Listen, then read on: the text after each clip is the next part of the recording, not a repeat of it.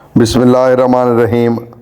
میں ہوں عنایت اللہ کاشف ایڈوکیٹ اور آپ دیکھ رہے ہیں لیگل انفارمیشن میں خوش آمدید۔ ای او بی آئی کی پینشن میں اضافہ ہو بھی سکتا تھا اور یہ اضافہ 25,000 روپے تک جا بھی سکتا تھا۔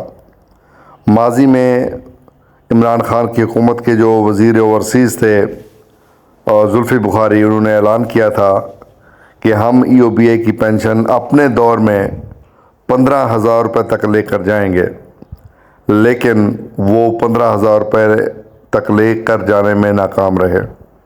پھر یہ بھاری بر ذمہ داری عائد ہوتی ہے چیئرمین صاحبہ پر۔ چیئرپرسن جو ہے وہ آپ کو پتہ ہے بہت بڑی شخصیت کی بیٹی ہیں، پاکستان پیپلز پارٹی سے ان کی آباء و اجداد کا دیرینہ تعلق ہے۔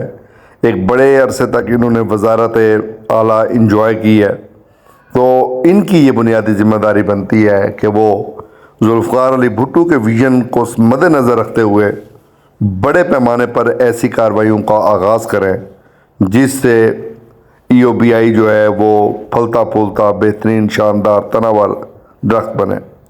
دوسری بڑی ذمہ داری بنتی ہے یہ ہماری مونچھوں والی سرکار جناب ساجد حسین طوری صاحب ایم این اے وزیر، ان کی بنتی ہے، کیونکہ یہ ذوالفقار علی بھٹو کے دیرینہ کارکن ہیں اور ان کا بڑا زبردست قسم کا ویژن ہے۔ یہ بڑے زبردست لیبر کے آدمی ہیں، پھر لیبر کے ساتھ براہ راست رابطے میں رہتے ہیں، پھر لیبر لیڈروں سے ملاقات اور ان سے رابطے اور سارا کچھ، یعنی بڑے پیمانے پہ یہ جو ہے ایکٹیو ہے۔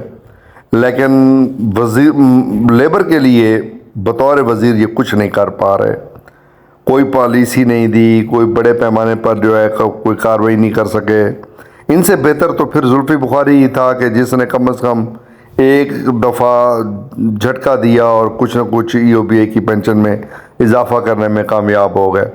اور یہ جو 1,500 روپے والا اضافہ ہے یہ جناب ساجد حسین طوری صاحب کے حصے میں آ گیا ہے، اور چاہیے تو یہ تھا کہ یہ جناب 20,000 25,000 اور جیسے رضا ربانی پارلیمنٹ میں مطالبہ کر رہے تھے، چلو اتنی ہی اضافہ کر دیتے تو بھی کوئی عزت رہ جاتی۔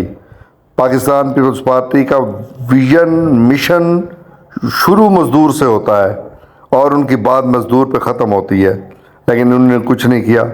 زلفی بخاری نے پہلے سال جو کچھ کیا اس کے بعد پھر یہ بھی ریت کی دیوار ثابت ہوئے۔ 2020 کے بعد 21 کے اعلان پہ عمل درآمد نہ کرا سکے، پھر 22 کے اعلان پہ بھی عمل درآمد نہ کروا سکے، پھر ان کی حکومت ہی چلی گئی، اللہ اللہ اللہ کر کے۔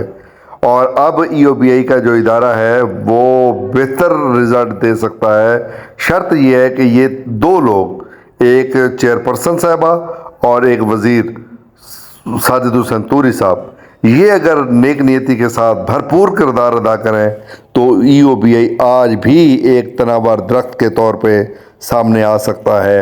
ای او بی آئی کے پینشنرز کے دیرینہ مسائل حل کر سکتا ہے، ای او بی آئی کی پینشن میں بڑے پیمانے پر اضافہ کروا سکتے ہیں۔ یہ دونوں شخصیات اگر اس حقیقت کو سمجھیں، اپنے وزن کو سمجھیں، اپنے ویژن کو سمجھیں، اپنے ویژن کو مد نظر رکھیں تو یہ واقعی ایک بڑا کام کر سکتے ہیں۔